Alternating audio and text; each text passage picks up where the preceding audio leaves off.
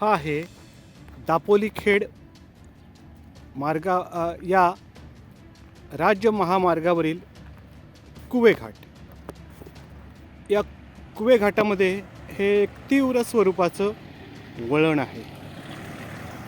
या वळणामधलाच एक crash barrier अपघात होऊ नये म्हणून इथे बसवलेले आहेत. परंतु बरोबर वळणामधलाच क्रॅश बॅरियरमधला एक भाग वाहनाने ठोकर दिल्यामुळे तुटलेला आहे. हा पहा, या भागातला तुटलेला क्रॅश बॅरियर.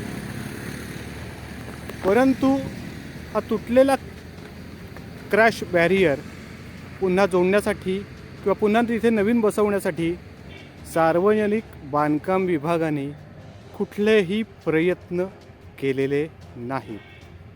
या मार्गावरूनच दापोली येथे येणारे सार्वजनिक बांधकाम विभागाचे अधीक्षक अभियंता, कार्यकारी अभियंता हे दापोलीला येत असतात. परंतु त्यांना हा तुटलेला क्रॅश बॅरियर दिसलेलाच नाही.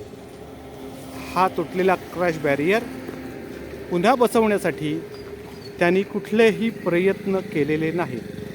हा क्रॅश बॅरियर तुटल्यामुळे येथून खाली जवळजवळ 50 ते 60 फूट खोल अशा भागात वाहनां जातात आणि मोठ्या प्रमाणात अपघात होण्याची शक्यता आहे.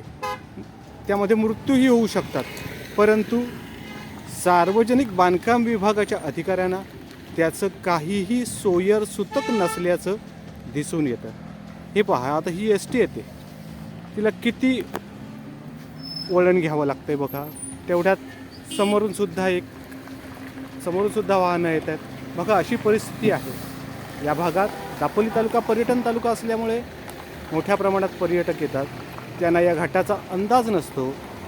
त्यामुळे या क्रॅश बॅरियर अभावी येथे अपघात होण्याची मोठी शक्यता आहे. याच घाटाला पर्याय म्हणून तत्कालीन आमदार संजय कदम यांनी हा खाली जाणारा एक रस्ता तयार करून घेतला होता. आता त्या रस्त्याची सुद्धा दुरावस्था किती झाली आहे हे पण बघा. आता या सार्वजनिक बांधकाम विभागाच्या अधिकाऱ्यांना हा रस्तासुद्धा दुरुस्त करता येत नाही किंवा तुटलेला हा क्रॅश बॅरियरसुद्धा पुन्हा बसवता येत नाही. असं हे शासकीय अधिकाऱ्यांचं वर्तन आहे. वाहनचालक तरी त्याला काय करणार, सगळे गप्प बसतात आणि निघून जातात.